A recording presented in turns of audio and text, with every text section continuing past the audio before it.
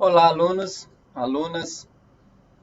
Vamos começar hoje mais uma aula da disciplina de radiometria. Tá? Estamos vendo aqui os dispositivos para medir as radiações, em especial a questão dos TLDs, certo? Lembrando sempre que é importante a gente detectar a presença da radiação no ambiente, certo? Como a gente não consegue enxergar, nem sentir, gosto, cheiro, nada sobre as radiações, diferentes da luz, do próprio calor, que também são ondas eletromagnéticas, como os fótons X e os raios gama, mas a radiação, a radioatividade não é perceptível pelo corpo humano. Portanto, é importante que a gente consiga ter equipamentos que possam medir essa radiação. Não só a quantidade, mas a simples presença, que em muitos casos já é o suficiente. Sabendo que está presente, a gente já toma um certo cuidado. Tá? Lembrando também que a lei obriga, em muitos estabelecimentos, você ter alguns tipos de equipamento ou dispositivo. Né? No caso, para dosimetria ocupacional, como uma espécie de EPI para os funcionários, né, os servidores que trabalham no setor. No caso de controle de qualidade, também a necessidade de alguns equipamentos e assim por diante, certo? Lembrando também que quando se fala tanto em proteção radiológica, como qualidade de exame radiográfico, qualidade na radioterapia, repetibilidade na radioterapia, é muito importante a gente lembrar que isso se faz só com medições, com equipamentos, certo? Então é importante a gente entender o funcionamento deles, porque eles vão nos servir para manter a qualidade ou então implementar um bom programa de proteção radiológica no setor. Bom, lembrando também que os equipamentos têm que ser confiáveis e de fácil interpretação, porque senão não adianta, né? Você ter um equipamento em que você não consegue identificar facilmente como que ele está medindo, o que ele está medindo e assim por diante. E também que se trabalhe com unidades radiométricas padrão, certo? Já que a gente está falando em dosimetria das radiações, ou seja, muitas vezes é a medição de dose, tá? O quanto o paciente, o quanto a equipe está recebendo de dose. Então, sempre bom lembrar que quando a gente está usando medidores de radiação, a gente sempre vai precisar ou que eles meçam a radiação instantaneamente para a gente saber exatamente o que está acontecendo, principalmente em questões de proteção radiológica, certo? Se você pode entrar ou não num determinado ambiente, como também às vezes você vai precisar que eles armazenem, ou memorizem ou contabilizem por um longo espaço de tempo a questão da radiação. Então, por exemplo, você pode deixar medindo durante a noite ou 24 horas para ver se o equipamento deu algum problema ou não, como a dosimetria pessoal, que você fica um mês usando o dosímetro, certo? Então, é importante a gente verificar que tipo de equipamento a gente pode utilizar em cada situação.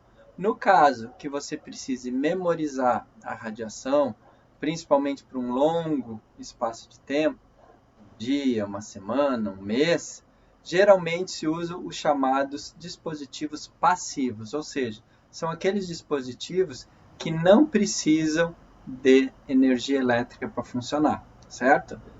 Simplesmente eles vão interagir diretamente com a radiação e terão possivelmente alguma questão físico-química, as suas moléculas, seus átomos vão se alterar com a passagem da radiação.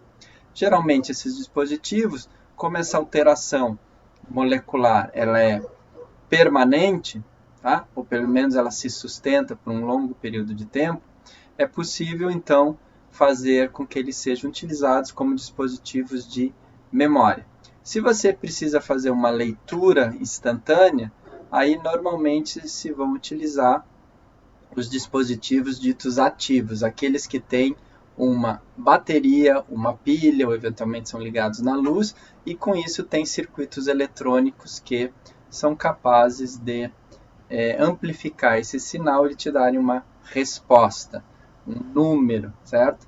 Indicando a quantidade de radiação. Especificamente com relação aos dispositivos passivos, tá? Que não precisam de energia elétrica, tá? Eles, como a gente já falou, normalmente vão memorizar. Nós temos uma pequena exceção, que é a caneta dosimétrica, que será vista numa próxima aula, em que ela é passiva, não precisa de energia elétrica, mas ela memoriza e permite uma leitura, digamos, instantânea, certo? Bom, como não tem essa leitura imediata, significa que o processo de leitura é um processo lento, é um processo que geralmente é feito em outro local que não onde estava o medidor de radiação, certo? E vai ser um processo físico, químico, enfim, que vai transformar ou que vai alterar aquela composição molecular do dispositivo, e esse dispositivo geralmente ele vai emitir, por exemplo, uma luz, ou vai estar envolvido com a luz, que é o caso dos filmes, para que você então, a partir da medição da luz, você consiga identificar uma quantidade de dose. Na verdade, você vai fazer uma relação entre dose e enegrecimento ou luz emitida pelo dispositivo. Os dispositivos passivos mais comuns são o filme, que já foi visto numa outra aula, o TLD e o OSL, tá? Que são primo-irmãos, né? A gente vai ver a diferença entre os dois. O TLD é o mais comum, principalmente no Brasil, embora na América do Norte, Europa, já está usando muito o OSL, certo? A gente vai ver as pequenas diferenças entre eles. E também a caneta dosimétrica, que também será uma próxima aula. Dosímetro termoluminescente, tá? O dosímetro termoluminescente, ele é chamado assim porque ele vem da palavra termoluminescente, ou luminescente pelo calor, emissão de luz pelo calor. E ele é um dosímetro, certo? Um medidor de dose. Na verdade, ele vai ser um medidor de radiação que depois você transforma em dose por tabelas, né? Por conversão. Bom, o mais usado é o fluoreto de lítio, chamado LiF também, que é a sigla, que é a equação, a fórmula química dele. Fluoreto de lítio é o mais utilizado como dosímetro, tá? Por quê? O LiF, então, tem uma característica semelhante, próxima ao corpo humano, tá? Ele tem uma densidade próxima ali da água, de 1 grama por centímetro cúbico, certo? E tem um número atômico, né? Tanto o flúor como o lítio ali misturados dá um número atômico médio que também fica próximo do número atômico do corpo humano. Então ele representa razoavelmente o corpo humano, o que significa que a interação que o LiF tem equivale a uma interação que o corpo humano teria, tá? Ele tem uma boa faixa de medição, certo? Que significa que ele mede tanto doses baixas como doses altas, tá? E ele atualmente é um dos mais utilizados no controle ocupacional, né? Existem vários outros tipos de dosímetros, de moléculas utilizados, mas o LiF ainda é mais tradicional, tá? Além disso, ele tem a capacidade de memorizar a radiação por um bom tempo, tá? Conforme a legislação, ele deve armazenar, ou ele fica sendo utilizado por um mês, tá? Também é usado assim como os filmes para dose, né? Medidor para dosimetria.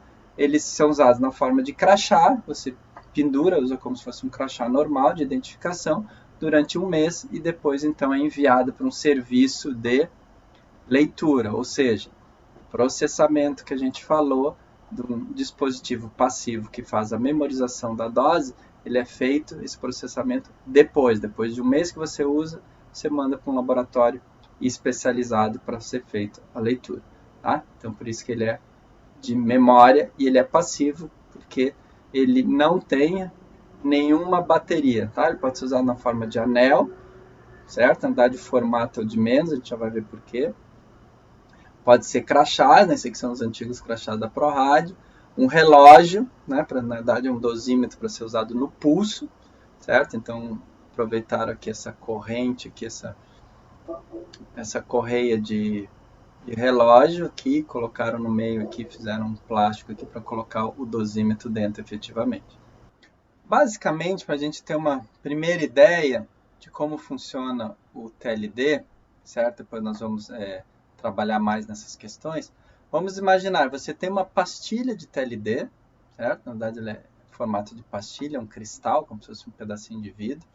Então, está dentro do crachá, certo? Dentro do invólucro que protege esse TLD, certo? Recebe os fótons de radiação X, ok? Lá vai liberar elétrons, processo de ionização, certo? Em seguida, então, se ele recebe calor, esses elétrons se agitam e emitem energia na forma de luz. Só que se você fizer isso de uma maneira controlada, controlando o calor que você coloca numa placa de aquecimento, certo? Num ambiente também controlado, e você tem um detector de luz aqui, um medidor de luz, pode ser tanto um fotodiodo como até uma fotomultiplicadora, e aí você medir essa luz, certo? Você pode, depois de testes, né, e parâmetros seguros, comparar essa quantidade de luz com o número de elétrons que foi liberados aqui dentro do dosímetro, que vieram num primeiro momento lá atrás dos fótons de radiação X, certo? Então, nesse processo, nessa cadeia, você consegue transformar elétrons que foram capturados pela estrutura cristalina, porque ficaram livres devido à radiação X. Esses elétrons que foram capturados na rede cristalina são soltos por causa do calor, porque eu dei energia para eles, e eles, ao se soltarem, emitem luz e eu meço essa luz, correto? Então é possível fazer esse processo de memorizar a radiação, na verdade os elétrons, né? E depois, de uma certa maneira, contar esses elétrons a partir da luz que eles emitem, certo? Bom, então, colocando isso no papel, a gente tem a transmissão aos elétrons da estrutura cristalina do fluoreto de lítio, certo? Uma energia para que eles possam fugir dessa rede cristalina ou dos seus átomos que eles estão presos, né, nas camadas de ligação. Muito bem, você dá essa energia, né, a gente sabe que a radiação X é ionizante, tem capacidade de ionizar, de arrancar elétrons. Esses elétrons saem, mas por um processo que a gente vai ver um pouco mais de detalhes na frente, eles são capturados em chamadas armadilhas. Tá? Eles ficam presos, então eles conseguem ao mesmo tempo se soltar da camada onde eles estavam, da estrutura cristalina, mas eles acabam sendo presos em outras armadilhas. E esse é o segredo, esta armadilha mantém o elétron lá preso mesmo em temperatura ambiente, certo? Porém, se eu dou calor, eu consigo então que esses elétrons tenham energia para fugir da armadilha. Eles fogem da armadilha, novamente eles se agitam e tentam voltar para um nível mais baixo de energia e com isso eles emitem luz, certo? E nesse processo eu estou lá esperando num ambiente controlado para medir essa luz. Esse é o grande segredo para fazer a dosimetria através do TLD. Tá? Aqui nós temos então uma curva típica, tá? de um TLD. Então, o que os pesquisadores viram é que se eu trabalhasse com temperaturas normais, certo? Todo TLD vai emitir um pouco de luz, certo? A partir dos 50 graus. E se aumentar um pouco a temperatura, ele emite mais luz. Ou seja, naturalmente, há elétrons livres no fluoreto de lítio, em qualquer TLD, que também naturalmente eles vão ficar presos, mas que com o calor eu consigo liberá-los. Tá? O que foi notado é que quando você expõe a radiação, certo? Esses elétrons, esse fluoreto de lítio, você consegue prender mais elétrons, tá? E aí você tem mais elétrons presos, mais elétrons a ser soltos quando você aumentar a temperatura. Com isso, então, você tem uma proporção entre elétrons livres, que seria luz emitida, que é a maneira como você vai contar eles, com a radiação X inicial, que fez com que eles ficassem presos ou armadilhados. Tá? Essa é uma curva um pouco mais real do que seria uma curva do TLD. Tá? Então, ele tem vários picos pequenos aqui, certo? E aí, de acordo com a tecnologia de medida, você pode medir, então, toda essa curva, certo? Se eventualmente acontecer alguma coisa aqui que você não consiga medir nessas temperaturas, você pode usar esses picos como uma proporção do pico máximo, tá? Para tentar salvar a medida. Tudo isso é estudado, né? E definido em metodologias, em processos de leitura, para que você sempre consiga obter ao máximo a dose correta, né? Ou a quantidade de radiação que interagiu com o material. Certo? Aqui a gente tem, por exemplo, um dosímetro da Landauer, né? Que fabrica esse dosímetro aqui, tem um formato hexagonal. Estou mostrando a importância aqui de você ter bem claro o nome do funcionário, eventualmente o setor, o departamento que ele trabalha, né, para ficar mais fácil de identificar, que às vezes pode ter nomes parecidos, o instituição, o hospital, né, até para questão de logística, de envio, né, data de uso, código, né, cada usuário tem um código desse dosímetro, local aqui para ficar bem claro que é um dosímetro de corpo inteiro, dito de corpo inteiro, certo? Mais alguns dados, código de barra, etc., para fazer o rastreamento. Tá? Então, você pode usar esse dosímetro, onde vai ter o TLD dentro, como um crachá, como um anel, né? Vários tamanhos de anéis aqui, para justamente estar mais próximo da radiação. Isso é muito comum em medicina nuclear, por exemplo, você usar anel, ou então o relógio, a pulseira, como também você pode usar, por exemplo, uma fluoroscopia para ver a mão dos médicos, uma tomografia computadorizada, onde também você pode ter injeção de contraste, ao mesmo tempo que você está obtendo as imagens, então também a mão do médico está ali próximo da radiação, então você pode ser necessário usar anel ou bracelete, enfim, um relógio para medir a radiação. Tá? E o que vai dentro desses crachás e etc. Então você tem vários modelos, né? Depende do processo de leitura da máquina que vai ler, do processo de automação. Então você pode ter essas placas aqui, são placas de alumínio com um plástico aqui que envolve então o material do TLD, certo? E esse TLD pode ser disco, quadrado, bastões, até praticamente pó. Tá? Então você tem vários tipos, né? Sempre aqui com uma questão de código de barra para ficar mais fácil você identificar o TLD. Só para vocês terem uma ideia, no IRD, quando eu visitei o IRD para ver esse processo de leitura e como é que funcionava e aprender mais um pouco, eles usavam pastilhas quadradas, né? E para controlar a pastilha, saber a pastilha de qual pessoa usa aquela pastilha, aquele TLD, as pastilhas eram numeradas. Tá? Cada pastilha tinha, sei lá, 3, 4, 5 milímetros, 4 por 4, pequenininho, tá? Pequenininho mesmo.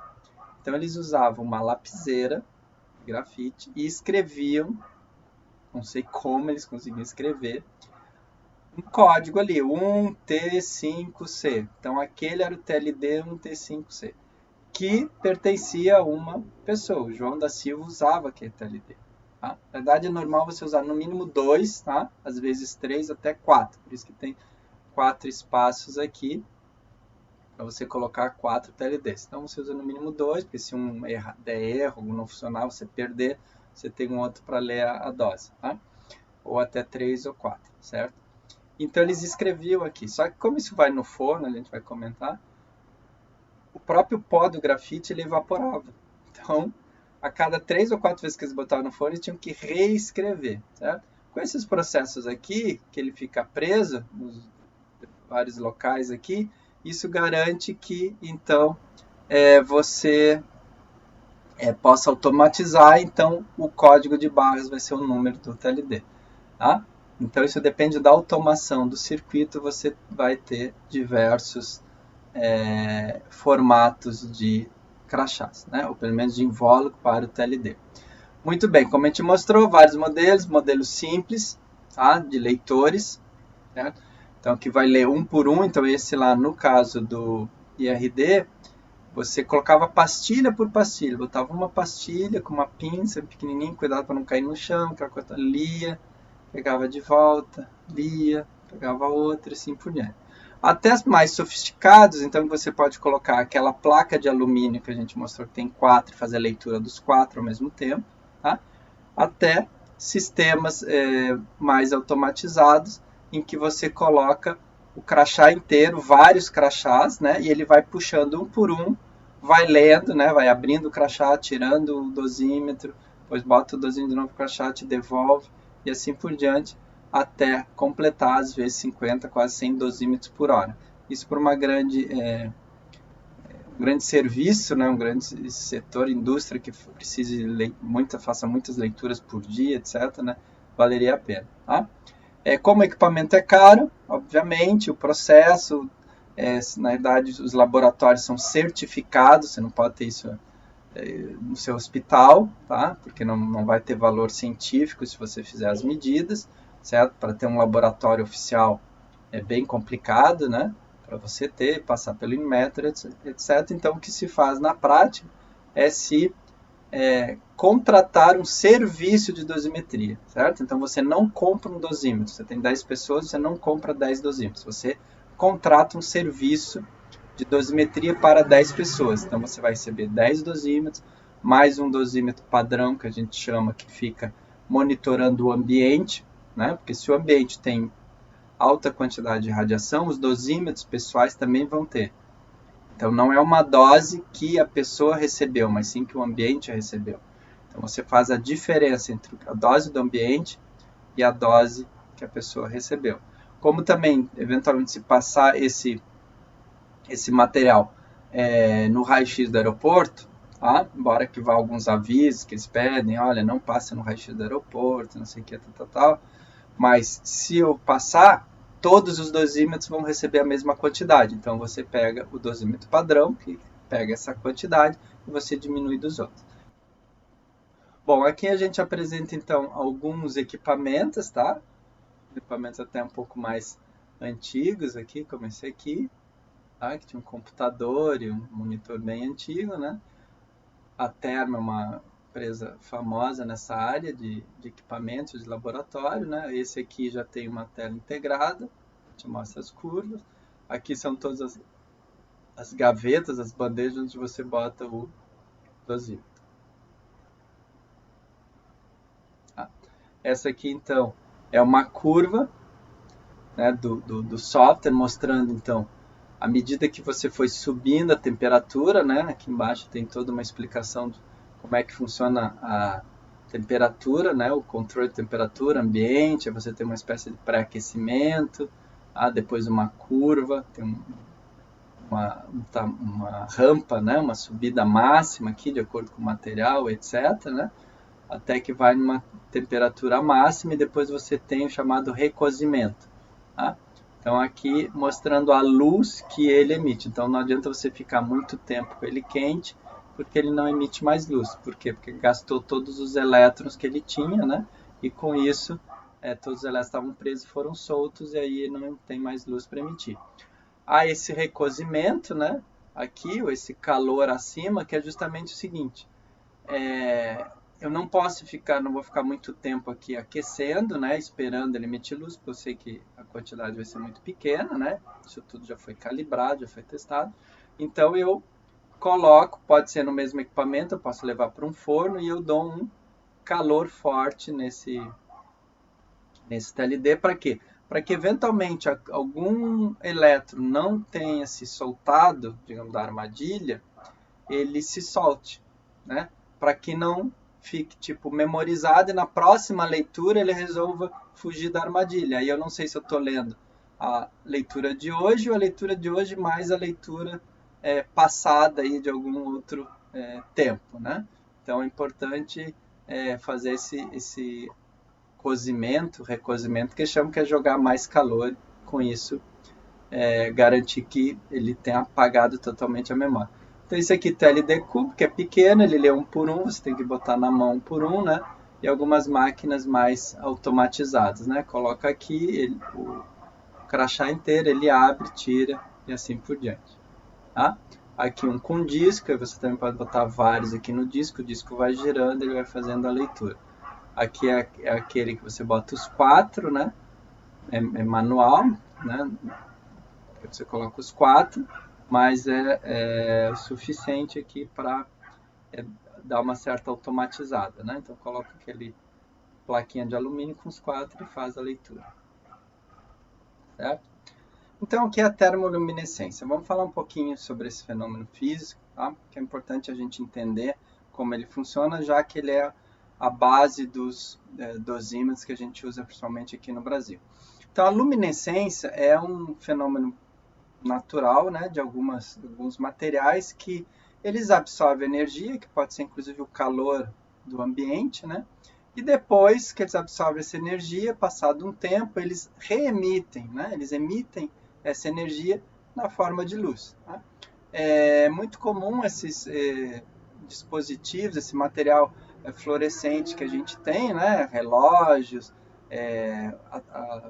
interruptor de lâmpadas e tal, que brilham no escuro, né? Que a gente fala, né? Brilha no escuro. Então, aquilo, o que é aquele brilho no escuro? É justamente o material que absorve o calor, por exemplo, pode ser o calor do dia, o calor ambiental, e depois ele começa a emitir esse calor, essa energia que ele recebeu na forma de luz. No caso termoluminescente, o que significa? Significa que ele é luminescente, ele brilha, só que ele precisa do calor para ajudar ele a brilhar. Se você der mais calor, ele brilha mais, certo? Isso só acontece em materiais que são isolantes ou semicondutores. Então, metais não são termoluminescentes, até porque metal não consegue, digamos assim, armazenar essa energia. Né? Ele já transmite de um lado para o outro. Um fio de cobre, um fio de alumínio, né? Uma placa metálica, você esquenta de um lado, do outro lado já tem o calor, quer dizer, é uma transmissão muito rápida, não consegue armazenar. Então, você precisa de materiais que sejam isolantes ou semicondutores para justamente que eles possam ter essa capacidade, digamos assim, de memorizar essa energia. Tá? Então, ele tem que ser, no caso do TLD, ele tem que conseguir armazenar a energia, digamos assim, ou interagir com a radiação X durante a exposição, tá? E depois, somente quando eu aquecer ele, é que ele pode, então, liberar essa energia, tá? Esse armazenamento, essa liberação de energia se dá através dos elétrons, que ora estão livres, ora são presos, né? E nesse prende e solta é que entra essa questão das energias. Tá? Então aqui tem rapidamente um esquema aqui só para lembrar, né? Que os metais, a banda de valência, ela entra até na banda de condução, que seria essa energia de Fermi aqui, que é a energia necessária para o elétron aqui ficar livre e haver a condução. Tá? Logo em seguida, se você tem os semicondutores, a energia de Fermi, ou seja, energia para que eles se tornem livres e tal, está longe, né, um pouco longe da banda de condução, então você precisa de dar uma energia extra para que ele entre na banda de condução e com isso possa conduzir, se torne um metal. E quando você tem os isolantes, então essa energia aqui, essa diferença entre banda de valência, que os elétrons estão presos, e a banda de condução é muito grande. Então, não é suficiente aqui o KT, seria a temperatura ambiente, não é suficiente a temperatura ambiente. Nos metais, né, a temperatura ambiente é suficiente para deixar eles livres, e no caso dos semicondutores, essa energia que você precisa não é ambiente, mas é pouca coisa acima do ambiente já é o suficiente. Tá? Só para ter uma ideia. Muito bem. Então, a termoluminescência é um processo de 2 estágios. Irradiar o material, ou seja, dar essa energia para ele, para que ele saia do seu equilíbrio, ele está lá paradinho, tranquilo, bonito. Você libera elétrons e os elétrons, então, tendem para ir para a banda de condução, mas não querem ficar lá e voltam para a sua estabilidade. Só que quando eles voltam, eles são presos, tem uma armadilha, um buraco no meio do caminho e prende esses elétrons. Eles ficam, então, numa condição que a gente chama de meta-estável. A condição inicial é estável, ou seja, se você não fizer nada, eles ficam lá quietinhos pro resto da vida. Eu tirei eles dessa estabilidade porque eu entrei com a radiação X. Logo, eles foram para uma condição instável. Eles não gostam dessa condição. Eles tentam voltar para a condição estável, mas no meio do caminho tem uma armadilha, tem um buraco, eles ficam presos. Então esses elétrons ou o material fica numa condição meta-estável, ou seja, ele até fica ali naquele buraco, até fica parado ali, desde que eu não dê nenhuma energia, nenhum estímulo para ele. Se eu der qualquer energia, qualquer estímulo, aquilo ali não é uma condição boa para eles, ele vai então tentar procurar a estabilidade total, estabilidade final. Bom, então ele está naquela condição meta-estável, eu vou para a segunda etapa, tá? Chamada relaxação, ou seja, ir para a tranquilidade, ir para a estabilidade, relaxação, estimulada pelo calor, termoestimulado. Então, eu coloco calor, eu dou energia para que o elétron saia do buraco, consiga, digamos, pular para fora do buraco, e aí com isso ele vai procurar a estabilidade, vai voltar lá para o lugar original de onde ele veio. E assim, quando ele volta para o lugar de onde ele veio, ele emite um fóton de luz, certo? E volta para o local, ou seja, o material volta a ser original, como se não tivesse sido usado. Então o TLD ele é reciclável. Você usa e ele, depois que você faz a leitura, ele volta ao seu estado original. Na realidade, esse processo, por usar muito calor, muita energia do calor, muito forte, ele tem um ciclo, ele dura 50 ou 100 vezes. Por isso que lá no RD eles anotavam cada pastilha com um código. Então, cada pastilha era monitorada para você saber quem usou, qual é a dose que recebeu, quantas vezes eu fiz a leitura, certo? Aconteceu alguma coisa durante a leitura, eu tive algum problema durante a leitura, aqueci demais, não aqueci, e aí aquilo era tudo anotado numa planilha e acompanhava a vida, era como um histórico da vida do TLD, tá? Dado esses problemas mais mecânicos de aquece, esfria, coisas desse tipo. Porque o elétron, claro, o elétron não se gasta, né? Então você tem essa segunda etapa que é a liberação de energia. Muito bem. Então tá aqui, material em equilíbrio, vai para material meta-estável, depois vai para material em equilíbrio de novo por causa do calor. Certo? Muito bem. E, claro, emite luz aqui no final. Por que o elétron fica preso? Tá? Isso é...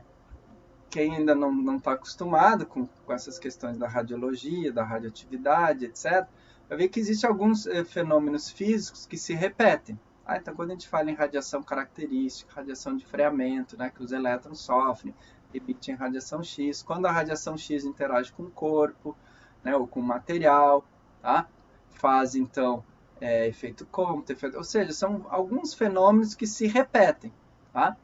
Seja no tecido humano, seja no material, seja numa ampola, na radioterapia, assim por diante. Então, essa questão do elétron ser preso ou ficar numa armadilha também é um processo, fenômeno físico muito comum na radiologia, na radioterapia e em várias outras situações. Certo? É importante a gente entender. Bom, o que acontece? Existe toda uma teoria, né, de Fermi e Dirac sobre como que os elétrons se comportam quando estão nos átomos. Tá? E uma dessas teorias com relação à termodinâmica diz que você tem os elétrons podendo ocupar certos locais, tá? Como se fossem vagas no estacionamento do shopping. Então tem alguns lugares preferencialmente que eles vão ocupar. Por exemplo, se você tem vagas que são cobertas, normalmente as pessoas procuram as vagas cobertas. Então, quer dizer, você tem uma quantidade de vagas, 1000 vagas, mas você sabe que você vai ocupar normalmente 700 vagas, que são as vagas cobertas. As outras 300, pega sol, pega chuva, é mais longe, é uma coisa que as pessoas não usam, mas podem ser ocupadas. Então tem toda uma teoria sobre isso, né? Quem gostar disso, né, pode trabalhar. Então, basicamente, o que é dito é o seguinte, no zero absoluto, tá? Ou os elétrons estão ocupando um determinado local, ou estão ocupando outro local, ou estão na banda de valência, ou estão na banda de condução.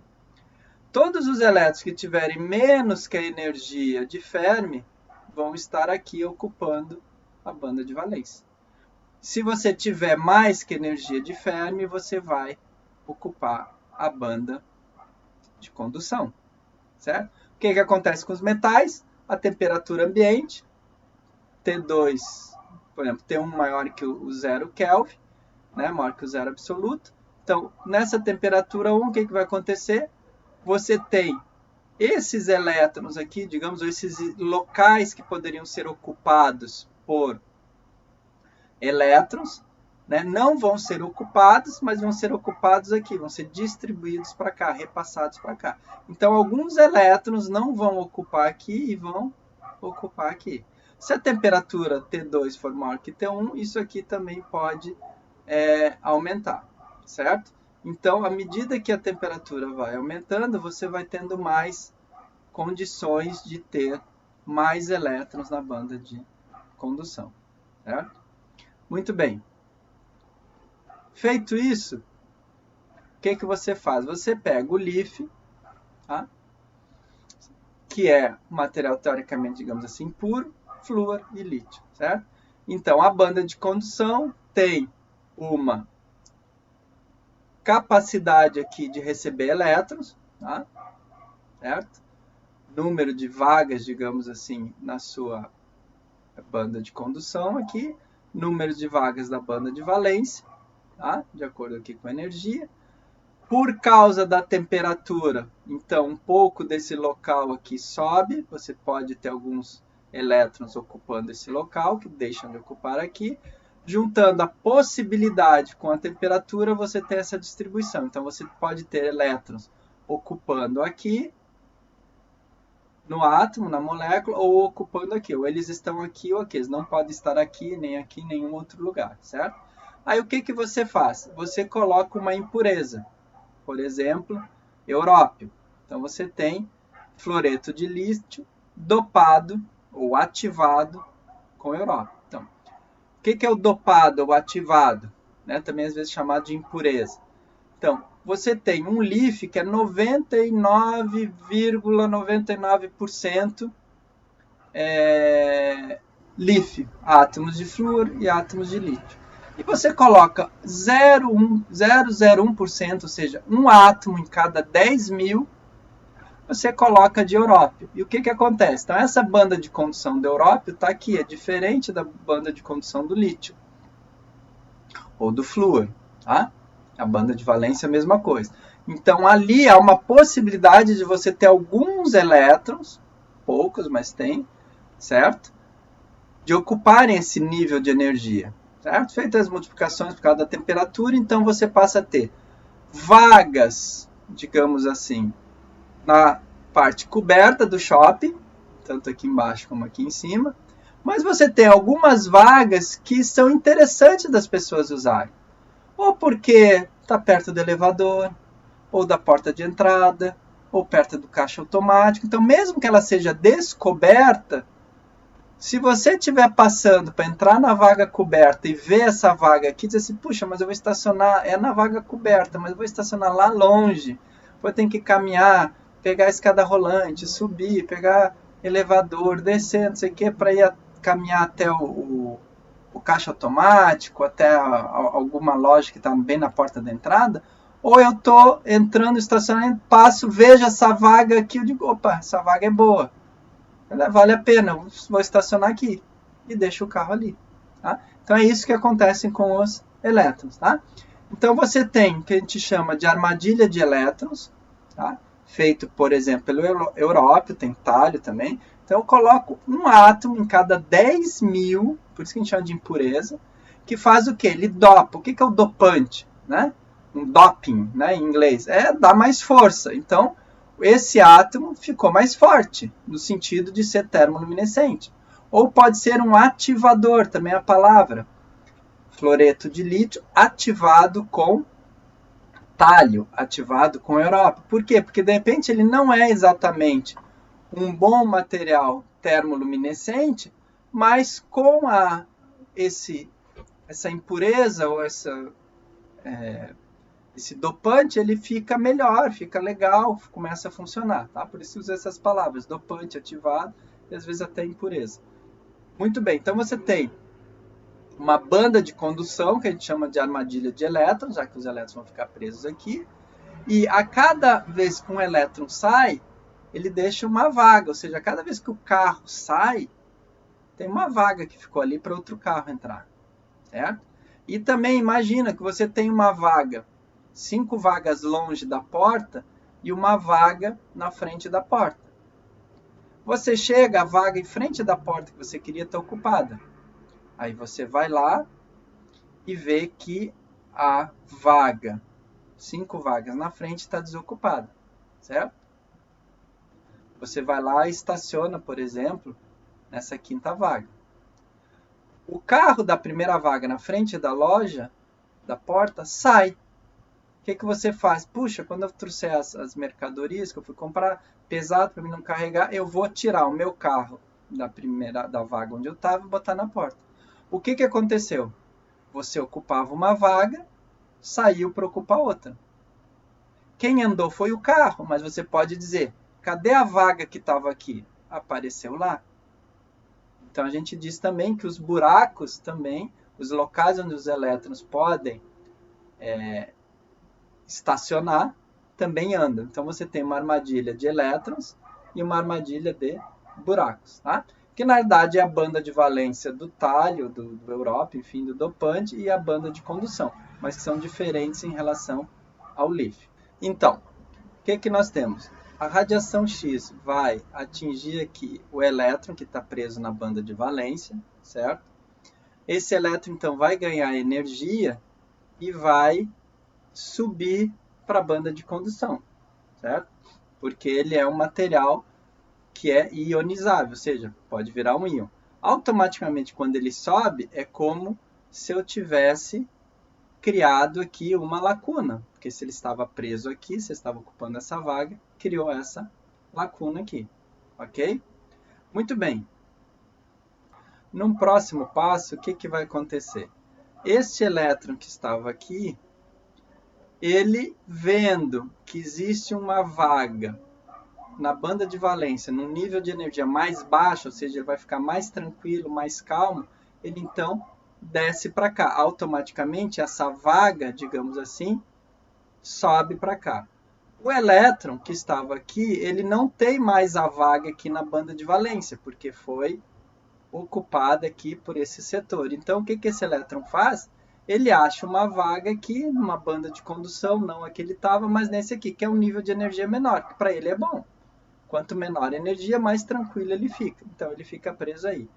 Quando, então, eu vou dar o calor, o que vai acontecer? O calor vai chegar, o elétron vai subir para a banda de condução, certo?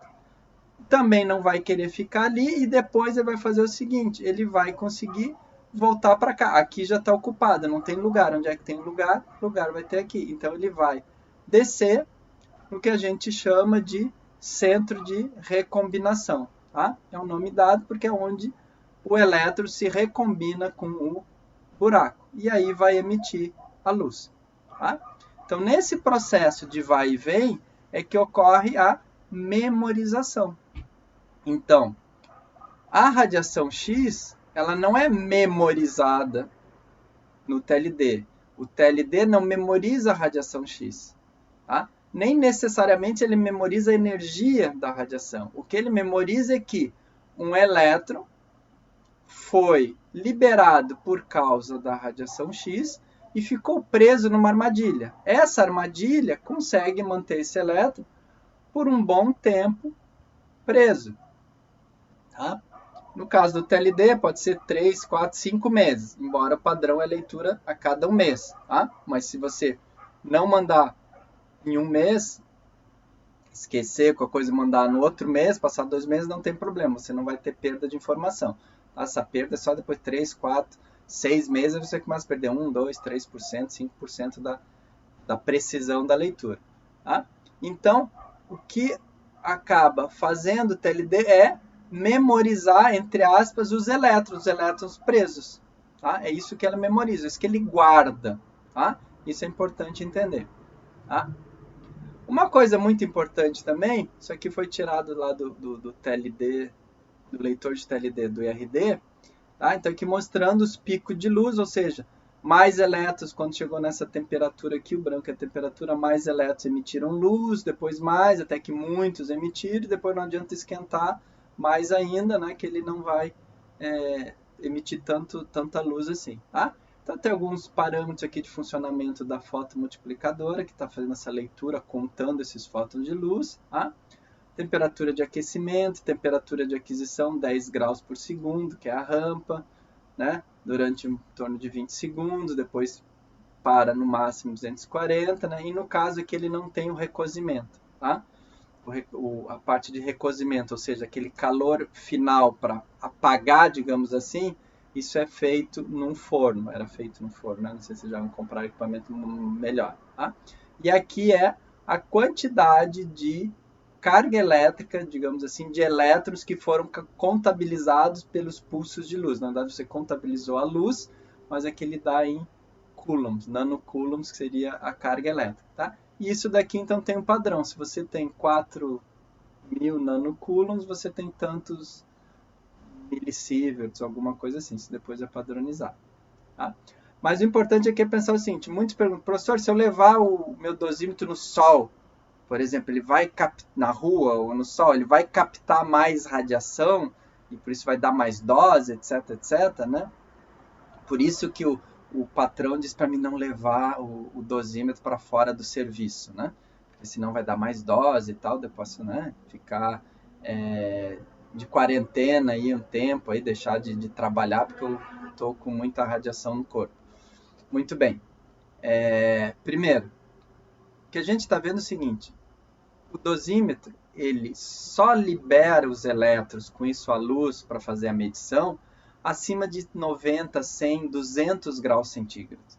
Então, não é você levar no sol a 30, 40, 50 graus, eventualmente, que vai, primeiro, não vai liberar, não vai acumular radiação, porque ele só acumula radiação X e não radiação térmica, né, não calor.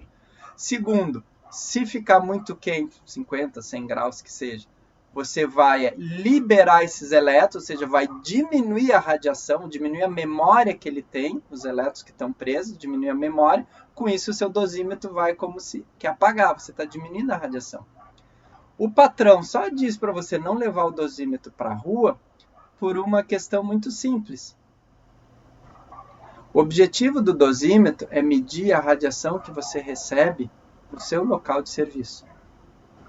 Lá na sala de raio-x, lá no ambiente da radioterapia ou na medicina nuclear. Por quê? Porque se acontecer um acidente, acontecer de você receber muita radiação por qualquer problema, você vai saber que você recebeu radiação naquele mês, naquele serviço, naquele local. Por isso, se você tem 2 locais de serviço, que é muito comum, trabalha de manhã num lugar, de tarde no outro, você tem 2 dosímetros. Porque se acontecer alguma coisa, você sabe onde aconteceu, porque foi o dosímetro do hospital A ou o dosímetro da clínica B que deu erro. Então isso é muito importante, para que você saiba exatamente aonde aconteceu o problema. Então, o patrão não deixa você leve para a rua, para justamente você não medir a radiação da rua, certo? Vamos supor assim, fato extraordinário, um caminhão, um carro que tenha material radioativo, certo? Passe quando você está lá na parada de ônibus, tá? Talvez seja uma dose mínima, né? Ele está andando e tal, mas você está lá, está com dosímetro e digamos que você pegue um pouquinho dessa radiação, seu dosímetro, capte e aumente a sua dose corporal, que vai ser lida depois pelo serviço de dosimetria. Então você vai chegar e dizer, olha, eu tive uma dose alta. Ah, ok. Então vamos ver o que aconteceu no setor, se você fez alguma coisa errada, se tem algum equipamento errado, o que aconteceu. E no fundo você recebeu essa dose de um outro lugar. Tá? Por isso que o patrão vai dizer, não leva para a rua, por isso que é proibido levar para a rua. Por isso é proibido você levar para outros locais que não seja o setor de raio-x. Ah, eu vou almoçar, vou levar o dosímetro. Eu vou ao banheiro, levo o dosímetro. Não, tá? Dentro do possível, você só usa o dosímetro quando tiver operando o equipamento, ou no seu horário de trabalho, certo? Mas se você, de repente, não, eu vou parar 1 hora para o almoço, eu tiro o jaleco e tal, porque eu não vou almoçar de jaleco, tirou o jaleco, tirou o dosímetro. É assim, como qualquer outro TPI. Tirou a luva, tirou o dosímetro. Já que você vai almoçar, já que você vai fazer outra coisa, certo? Essa é a ideia, ok? De usar somente no local de trabalho. Tá? Dando continuidade, algumas propriedades, né? Quando você avalia, quando você mede, apaga a informação, tá? Então, depois que você ativa a luminescência, você libera os elétrons livres, não tem mais como eles voltar para o lugar, tá? Certo?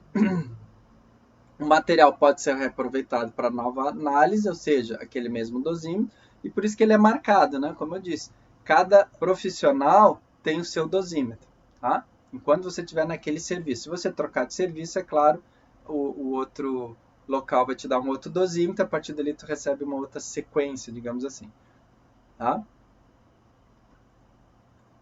Há alguns locais, o dosímetro pode ser usado não só como dosimetria ocupacional, no TLD que a gente falou, mas pode ser usado na área ambiental, individualmente, numa clínica. Tá? Às vezes a gente usa o dosímetro para medir dose ambiente. Certo? Deixa um mês numa sala de raio-x para ver se há fuga de cabeçote, enfim, alguma coisa assim. Então, é possível a gente usar isso na pesquisa também, o dosímetro como um medidor de dose, porque a gente quer medir a dose durante um mês ou uma semana que seja, entendeu? Então, não tem como eu medir lá, de 5 em 5 minutos, ficar medindo a radiação. Até porque se der um pico, um acidente, acontece durante 5 segundos, 10 segundos, né? E não tem ninguém ali para estar medindo ou vendo.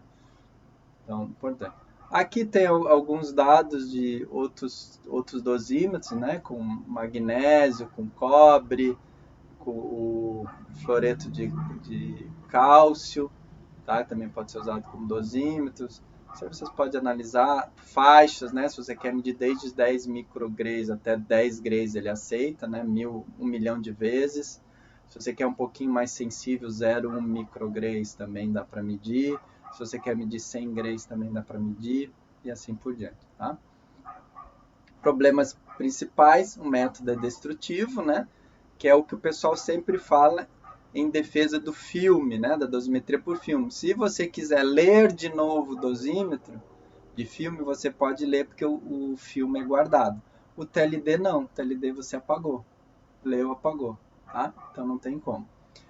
Como a gente falou, o comportamento do TLD é influenciado por sua história, ou seja, quantas vezes ele foi aquecido, foi usado, foi liso, teve dose baixa, dose alta, etc. Então, depois de, não sei, 50, 100 vezes, você tem que descartar o TLD porque ele já não é mais confiável. É um método relativo, significa que você tem que ter uma boa calibração de todos os equipamentos, tá? Ter certeza que quando você bota 1 gray, vai ser o dosímetro emite tanto de luz. Se você bota 2 grays, é o dobro ou não é o dobro, como é que funciona, tem que ser bem calibrado, tá? Certo? E pode ter sinais TL, né, de termo que não são prominentes da radiação, como disse, eventualmente, alguma outra coisa. Chave do sucesso, reprodutibilidade, ou seja, quem tiver trabalhar num laboratório de dosimetria, alguma coisa assim, cuidar sempre para estar sempre repetindo. Assim como na dosimetria de filme, a gente fala da questão do químico, do tempo, temperatura, sempre repetir o processo. Na dosimetria por TLD também sempre o segredo é você conseguir repetir bem o processo. Tá? Aspectos de calibração igual da irradiação ou correções. Então, se você calibra o teu equipamento para partícula alfa, você tem que sempre usar a partícula alfa. Se for para partícula beta, que isso aí também dá diferença em como os elétrons são liberados e capturados no TLD. Tá? Então, se você vai jogar esse TLD numa fonte gama, de alta energia, de baixa energia, então tudo isso tem que ser calibrado. Então, um laboratório que mede raio-x pode não medir muito bem partícula beta, por exemplo, ou gama de alta energia, assim por diante. Tá? Uso correto dos monitores, armazenagem correta de todo o material. Certo? Então, o TLD é o dosímetro termoluminescente, por calor, estimulado por calor. Outro dosímetro que está entrando agora em voga é o dosímetro chamado OSL. Tá? Então, o que é o OSL? É uma luminescência estimulada por luz, opticamente estimulada. Tá? Então, antigamente, se trabalhava com o termo. Hoje, já se trabalha muito com o oticamente estimulado, o SL. Qual é a grande vantagem, né? Com certeza é um produto mais caro, um processo mais caro, etc. Mas qual é a grande vantagem? O TLD é calor. Então você joga calor numa placa, você esquenta todo o TLD emite luz, certo? Os elétrons saem da armadilha, etc, emitem luz. Com o OSL, você consegue uma outra coisa, que é o seguinte, você consegue escolher a região do cristal, da partícula, da plaqueta que tem, qual parte você quer que ela te responda. Então você pode jogar luz no canto direito, jogar luz no canto esquerdo, jogar luz no meio, e ele vai te emitir, certo? Então você pode escolher, você pode mapear geograficamente, geometricamente, aonde você está jogando a luz e onde está vindo a resposta do SL. Com isso, você pode dizer, nesta região teve mais raio-x, mais radiação, porque tinha mais elétron preso, porque liberou mais luz. Outra coisa, o processo SL ele não é ele é destrutivo em parte. Você consegue fazer, se você não lê todo o SL, toda a área dele, mas divide por 4, lê 1/4 do teu material, você pode fazer uma segunda leitura nas outras 3 partes. Então ele permite uma segunda, uma terceira leitura. Tá? Em alguns casos até 10 leituras. E você, claro, tem uma proporcionalidade. O material todo recebeu radiação, você leu 1/4 do material, a dose ali que você vai ler, na verdade, vai ser representativa de 1/4, a dose total é 4 vezes mais, por exemplo. Então tudo isso é claro, é calibrado, isso tudo é ajustado. Tá? Então aqui tem um exemplo da Landauer, tá, de um dosímetro. Veja, o dosímetro mesmo, o medidor, que é óxido de alumínio, é como se fosse um papel, tá? É um papel mesmo, papel grossinho, até meio transparente, certo? Branco, transparente. Vejo que eu posso inclusive usar os esquemas de janela, tá? Porque nesse papel então eu tenho 4 regiões, poderia ter mais, de emissão de radiação, de captação de radiação. E assim, quando eu fizer a leitura, eu leio cada uma das 4 partes e tem informação de cada uma das 4 partes. Por quê? Porque eu vou jogar uma luz laser exatamente nessa parte aqui. Ou então um laser exatamente aqui. Então, de acordo com o que eu leio e com o que eu tenho de filtro, eu sei exatamente qual foi a dose. Se foi alfa, se foi beta, se foi raio-x de baixa energia, de alta energia, assim por diante. Tá? Por isso, esse é um dos motivos que o TLD está sendo usado, o SL está sendo usado em substituição ao TLD, certo? Aqui, então, é uma leitora, tá? Mostrando aqui ele emitindo a luz, tá? Ele recebendo, na verdade, a luz azul do laser, geralmente a luz azul do laser que se usa, e ele brilhando em branco aqui, né? 4 pontos, eu acredito. Não sei se esse no meio também, mas provavelmente os 4 pontos são TLDs brilhando. Tá? Aqui a explicação de como é que funciona. É a mesma explicação do TLD. Tá? Você dá radiação X ou gama, um elétron, ele sobe até a banda de condução, conduction band aqui, e aí ele vem no nível de trap, no nível de armadilha, certo? Depois você emite a luz, tá? Com ele, uma luz aqui, ele sobe, né, de volta, e quando ele cai, ele vem aqui no nível de recombinação, e aí manda a emissão visível, manda a luz visível que você mede. Tá? Então é o mesmo processo. Então veja como eu falei da questão dos fenômenos, como é importante ter fenômenos, entender os fenômenos, porque eles se repetem. Então o SL e o TLD tem basicamente o mesmo fenômeno. A questão é que você consegue um com calor e outro com luz, né? Luz de laser, fazer a transição. Tá? Aqui de novo a explicação do SL, certo? Vocês podem ler no material. Aqui como é que é feita a leitura, tá? Então você joga o laser, né? Joga ele lá, claro, aqui ele está fazendo uma leitura geral, ok? Não interessa uma região específica, faz uma leitura geral e aqui um detector de uma fotomultiplicadora que mede essa luz, certo? E aí você vai, então, girando aqui e pode automaticamente medir vários, né? Vários dosímetros ao mesmo tempo. Tá? Aqui de novo, aquela máquina lá funcionando, mostrando as luzes, né? O TLD ali e as luzes e os lasers ali para fazer a medida. Também o OSL você pode dar uma luz forte depois para garantir que foi tipo apagado geral. Se algum elétron não eventualmente não conseguiu se escapar naquele processo, né? Você pode depois então jogar uma luz forte para garantir, certo?